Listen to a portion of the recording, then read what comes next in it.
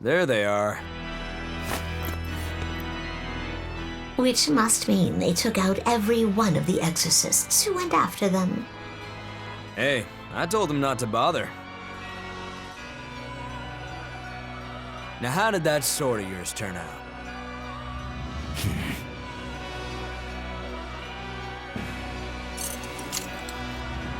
Fine, I'll find out for myself.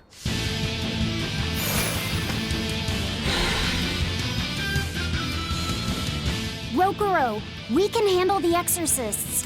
Go and find your victory. Thanks.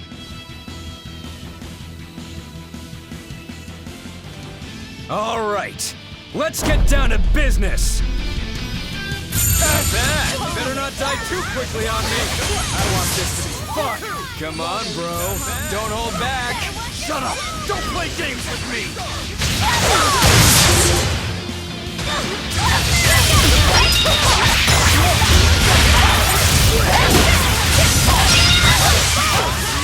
Those are some fine-looking swords you got there.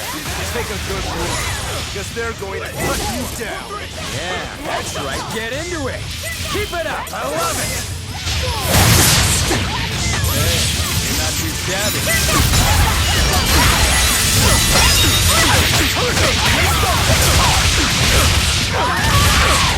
No mercy!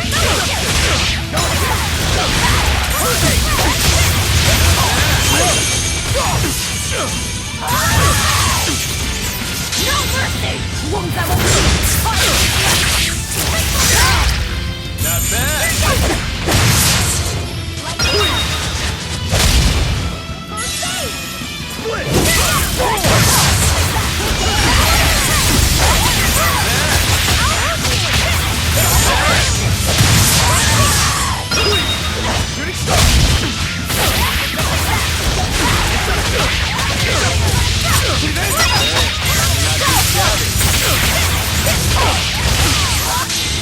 Not bad at all, but I'm not done yet!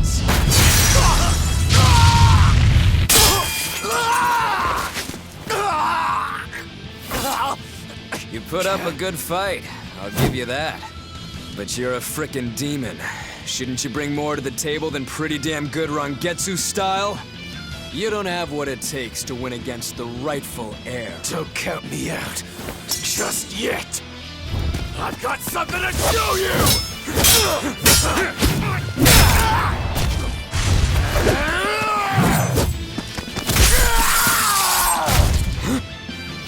Take this!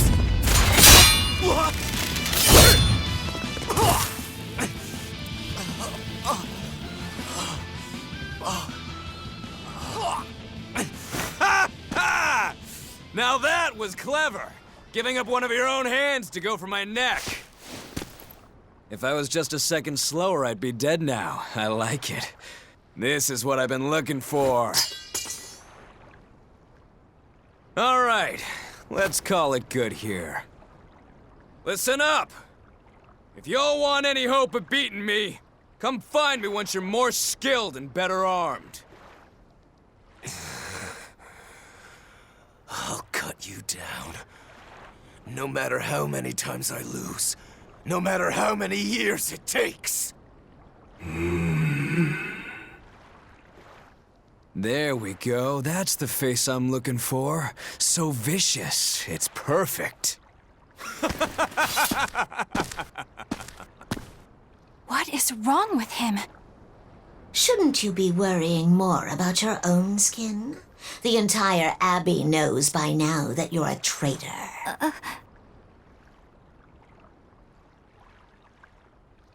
that guy. He was really strong. Yeah, he was. They all are. But we will beat him if we must. No matter what it takes. The Von Elty is here. Let's get going. Please, take me with you. I'll make a sword that surpasses Stormhowl yet. I know I will.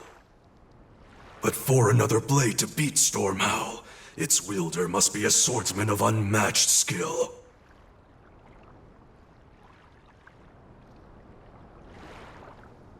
Hey, Eisen. Got any room on this pile of wood scrap for a suit of armor? If not, make someone wear it. Works for me. You heard him, Kurogane.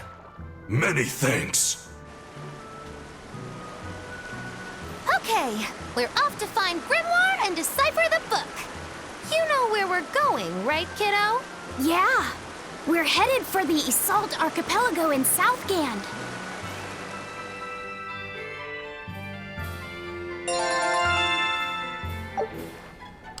Fucking hell, man.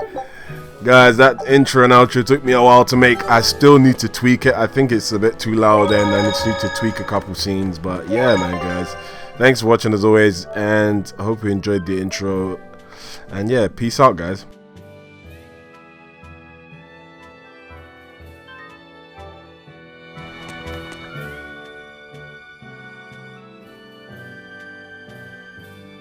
Velvet's demon hand.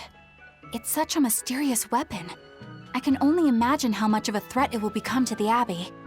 This calls for a clear-headed breakdown of everything I know about it so far. It changes shape in a flash and could devour most anything.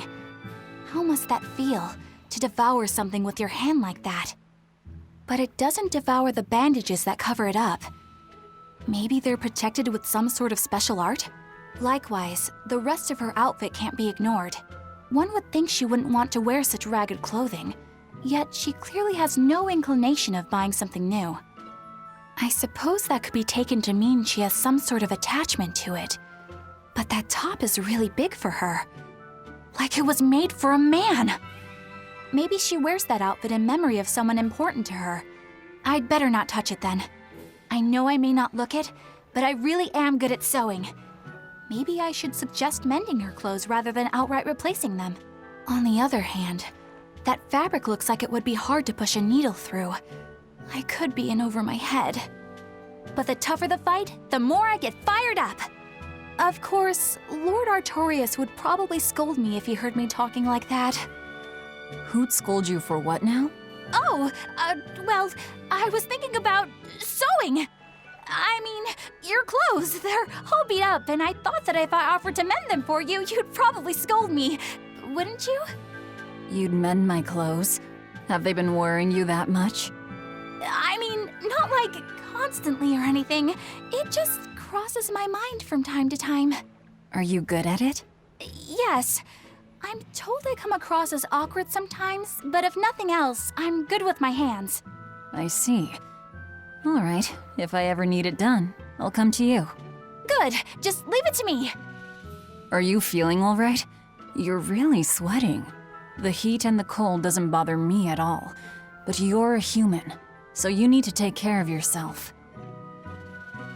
And if you keep soaking in your own sweat, you'll catch a cold.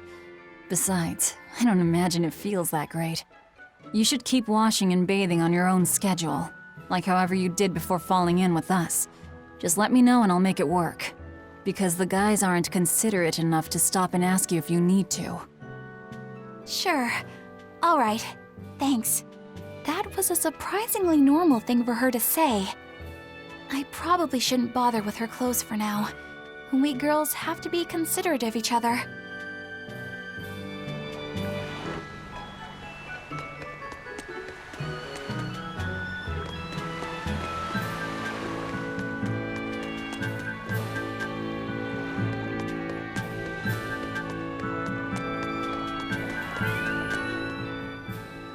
So, you guys made it. Whatever happened to that sword breaker? He's been dealt with. What are you doing here? After everything you said to me, I had a change of heart. I quit banditry. Thank you. I'm glad you listened to reason. What do you plan on doing from here on out? I'm heading to the capital. I plan on opening a restaurant for bandit cuisine. Bandit cuisine? Yeah, you get your hands on all sorts of food as a bandit. You gotta use what you have, and still make a tasty meal. Like a wild mushroom omelet minus the eggs. Or highwayman stew. It's like a hunter's stew, but, you know, made by bandits. That sounds somewhat improper, actually. But I'd still love to visit after you open. Really? All right. I'll be an upright citizen in no time. Maybe even the kind of man you'd consider spending some time with. I'm rooting for you. Hey, were you actually listening to him? Of course I was. It's wonderful he's turned over a new leaf.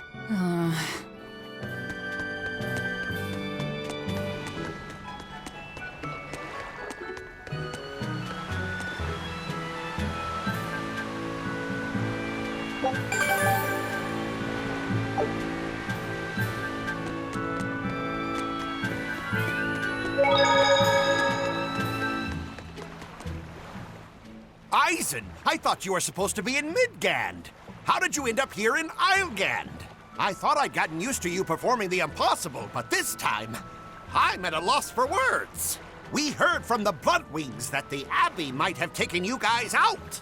Not this time, but our luck won't last forever. Think of this as a dry run for when I really kick the bucket. Aye, aye, First Mate. More importantly, are you sure it's okay to bring an exorcist aboard? I've got my eye on her. If she does anything funny, I'll handle it. Got it! We'll be on our guard, too.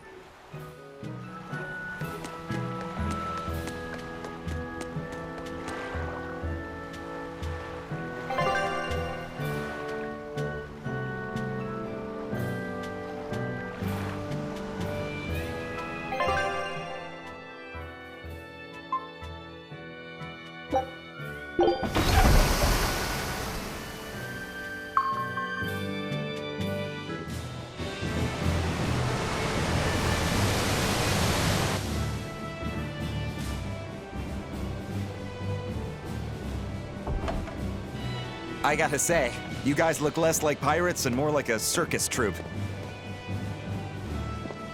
Are you alright with having demons on board, Benwick? Not remotely an issue. If you're aboard this ship of misfits, you're a pirate. That's just our creed. At least, that's what the captain and the first mate always say. Speaking of the captain, what's Eifried like? Let's see. How do I put it? He's like if the sea were a person, and that person had a pointy beard. Huh. A bearded sea? Look, everybody on this ship is an outcast from society in some way. Despite that, Captain Eifried accepted us for who we are, and took us all on board. So he's a kind man. Well, would you say that the sea is kind? How would it feel to dive in with an open wound? It would sting. A lot. Quite so. Some days he's calm and steady, and others he rages.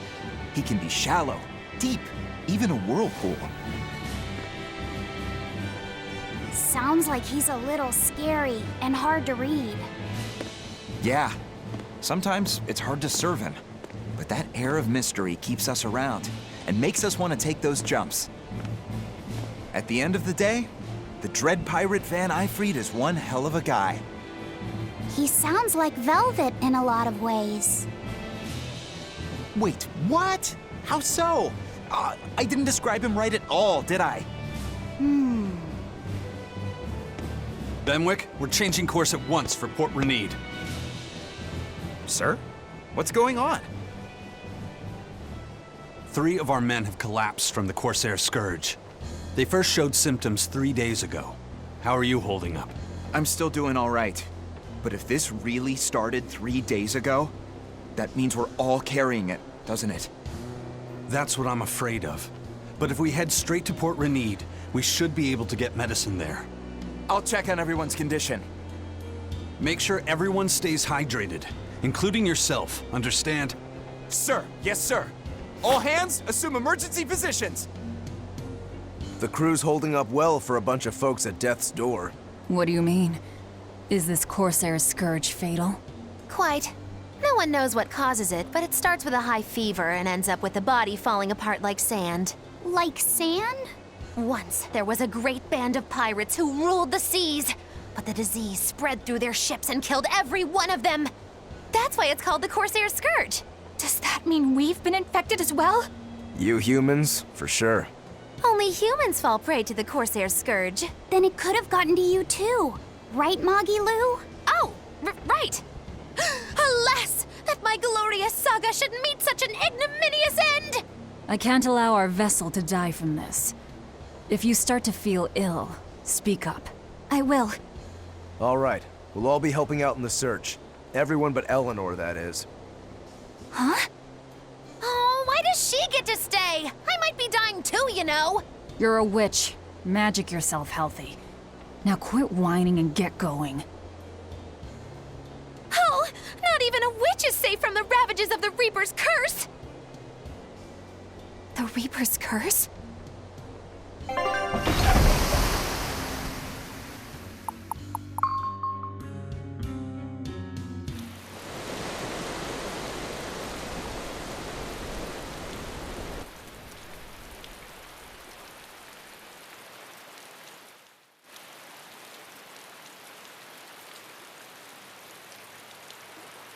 Okay, where's the herbalist?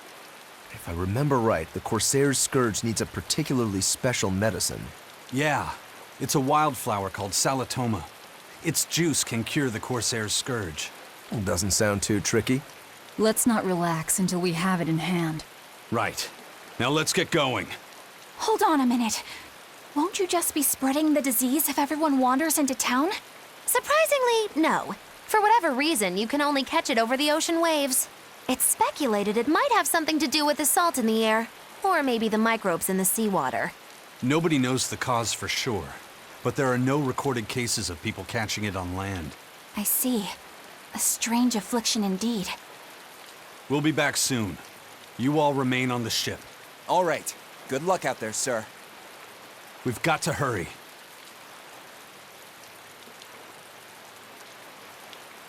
Salatoma.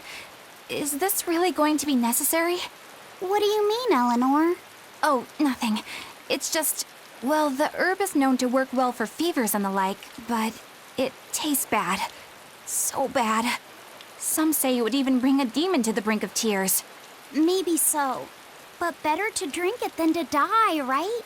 Oh, I'm not worried. It just reminded me of stories from my childhood is all.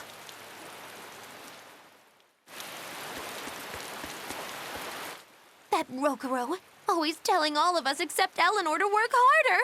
Doesn't he realize that I'm a delicate maiden too? This is workplace discrimination. I should put him on a witch trial and burn him at the stake! I don't think that's how witch trials work. What's wrong, Eleanor? You look like you've got something on your mind. I'm just trying to figure out what Rokuro was thinking. When I had Lord Shigure at the end of my spear, Rokuro threw his dagger right at my head. I thought I was dead for sure. I feel like I saw who he truly was, and it frightens me. But he and Lord Shigure are always trying to kill each other. I can't understand why he did what he did. It might have something to do with his Bushido code. What's Bushido? Is that like a sword fighter's code? It's a way of thinking. Be loyal to your lord. Respect your parents. Protect the weak. And act with honor. You're saying that he was following this Bushido code, and he was protecting me because I was weak? He might have turned into a demon, but his memories and personality are still intact. I doubt his moral values have disappeared either. Do you really think he believes in that Bushido stuff? Carving through his enemies with a cruel and unsparing sword! Slash! Pow! Shazam! That's the true nature of a Rangetsu man! I heard that when Velvet first met him, he immediately attacked her without any provocation. I'm sure you haven't already forgotten how he turned his swords on the kid in that fight against Kurogane. I wouldn't read too much into what Magilu's saying. Rokuro lives for his sword, and that's just who he is. But I don't think he's all that bad. I thought you were the one who called him frightening. I know I said he can be a scary person, but how do I put it? I do feel there's more to him than just wanting to cut people up. It's like he's more sensitive to other people's emotions than he might seem to be at first glance. A sword fighter has to sense his opponents on some level, right? For a crazed demon, he's actually a nice guy. Is that it? Maybe. I don't know. It's not like I know him well enough to claim any deep personal insight or anything. You brought it up.